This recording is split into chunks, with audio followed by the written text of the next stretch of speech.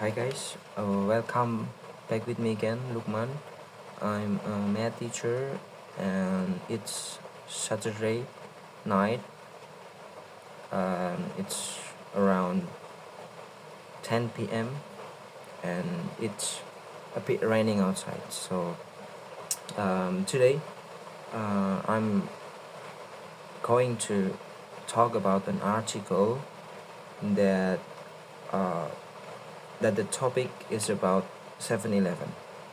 And this article was released back in 2004, so the data and the things that's in the article was about what's going in 2004 and before that. So as you know that 7-Eleven is one of the biggest convenience store or retail store that you might have seen while you having a journey, have a traveling with your friend or with your family, and maybe you have visit them in the big city like Jakarta maybe, or outside the country, outside the Indonesia, and in Japan, in America, in Europe, and anything like that.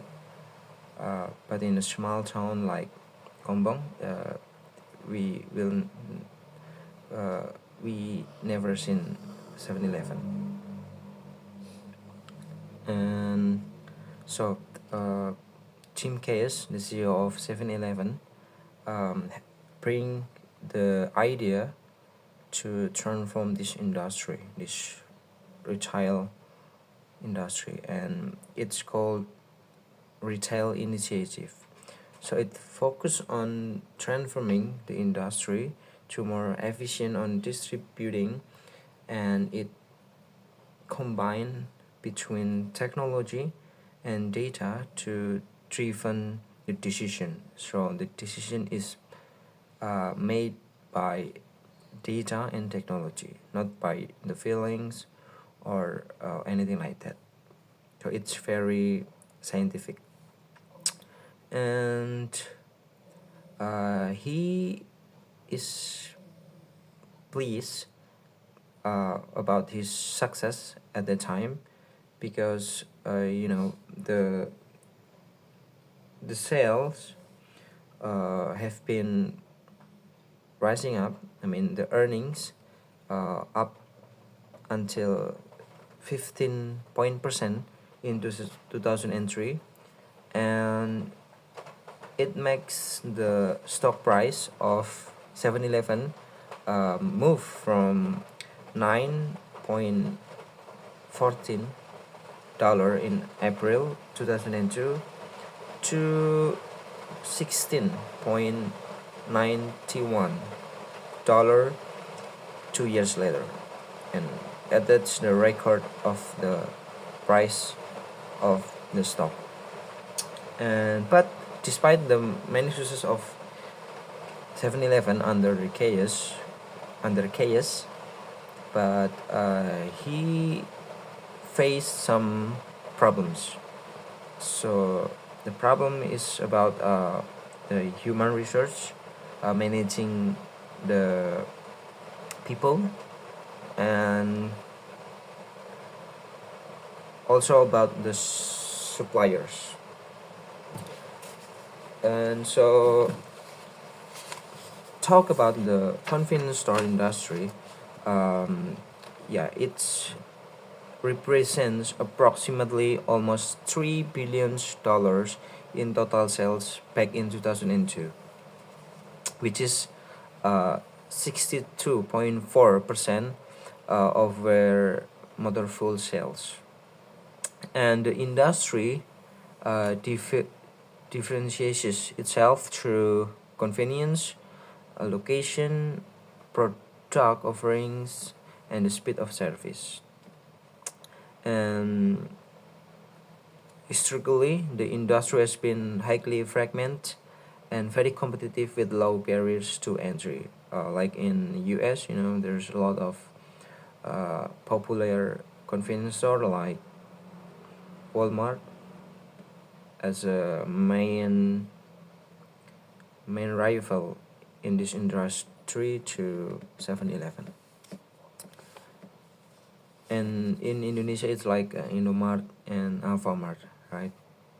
Because in industry, we as a customer seek for convenience and the product and how they serve the product and how they sell the product and about the innovation. Some of them have their own product like a coffee maybe or bread or food, fast food or anything like that that can make the customer satisfied. And so we will talk about the company background. So the 7-Eleven start in 1927 in Texas, and the first name of the company was Southland Ice Company, and operating with the name Tots M. But in 1946, it changed into 7-Eleven to represent their operating hour from 7 in the morning to 11 at the night. And yeah, it's a lot of operating hour. And most of the traditional core customer from 7-Eleven was a male customer that they usually buy coffee before they go to the work and buy beer after they finish their work and going to home. They enjoy the beer at night at the 7-Eleven. But in 1983, 7-Eleven buys Chitco. Yeah, so Chitco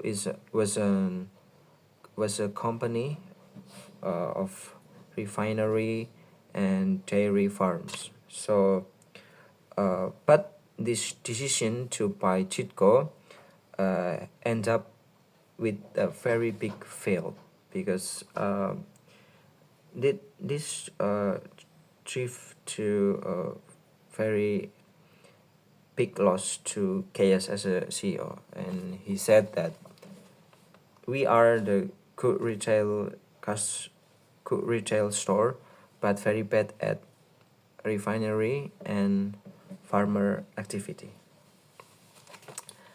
But after evaluating and transforming the system, he can bring back 7-Eleven to a good condition.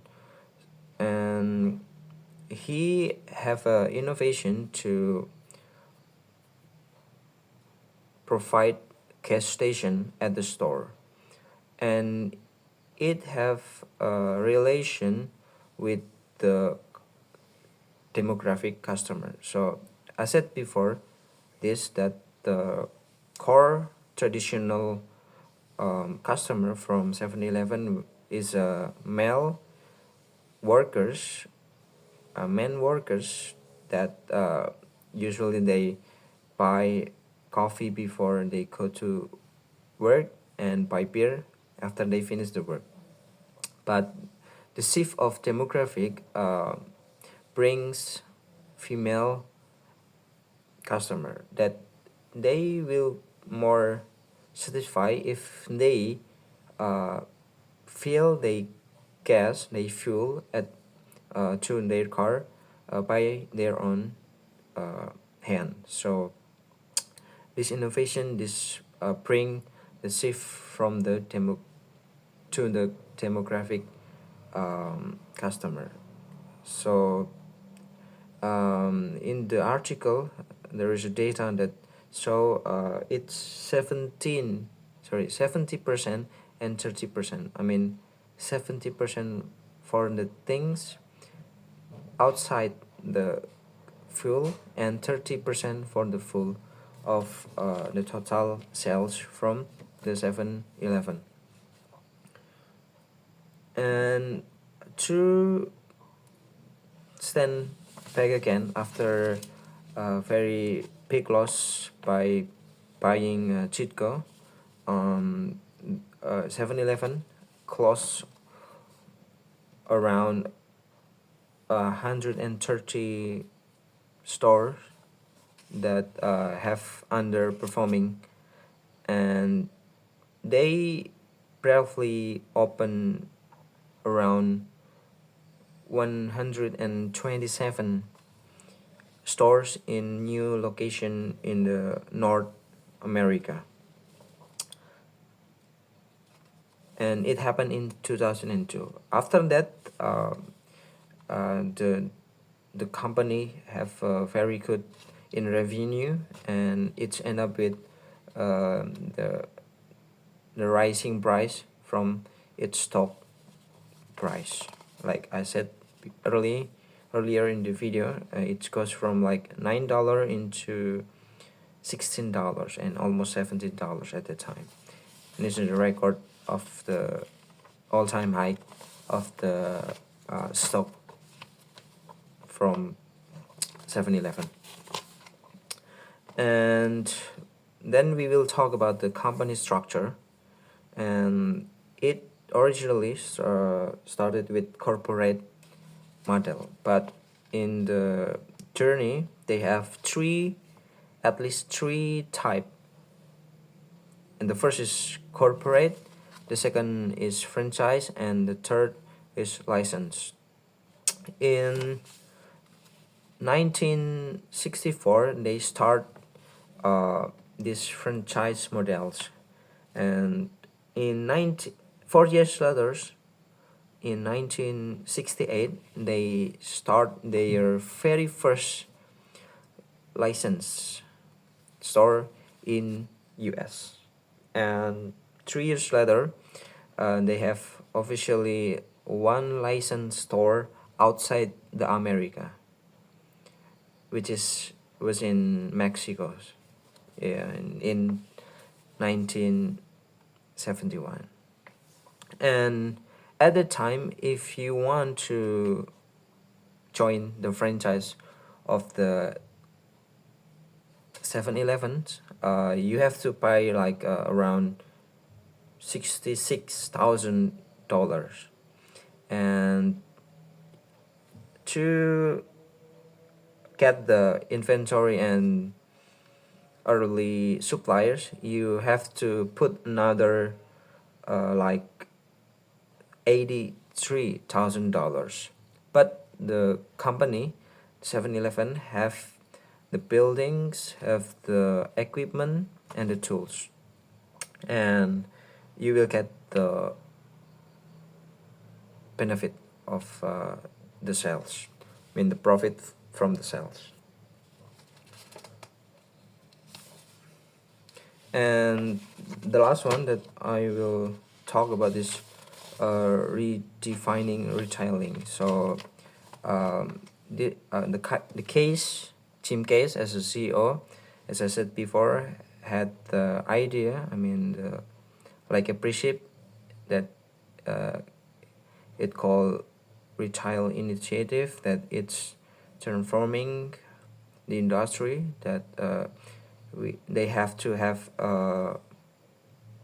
very efficient distributing models, and how they combine the technology and the data to as a consideration of how they will take the decision, how do they make innovation, as a example, they will review about the product every day, so they will knew that which product that customer wants the most, and they will put that product in a very front shelf. The location was very strategic. Maybe while you open the door, you will see that product, and it will help the customer to more efficient to waste their time at the store, because in the modern era, in the modern life, everything is going so fast, right? And if you very slow, you will be left behind. And I think that's a very good idea to bring your company up and have a advantage to your rival. And the store also will remove the product that have a very slow selling merchandise, that very slow selling. They will remove it as soon as possible as they get the data. um, One of the weakness of convenience store, according to the article, was they have a very wide stock inventory, but they just very little uh, type of the product. For example, there are only A and B choice of the product, but the stock is very high, very big, and it's, as a perspective of the customer, we will see very little choice, right? And it's kind of boring, right? Because we want sometimes we want to may have a good choice. I mean, a lot of choice, and we will choose the good one.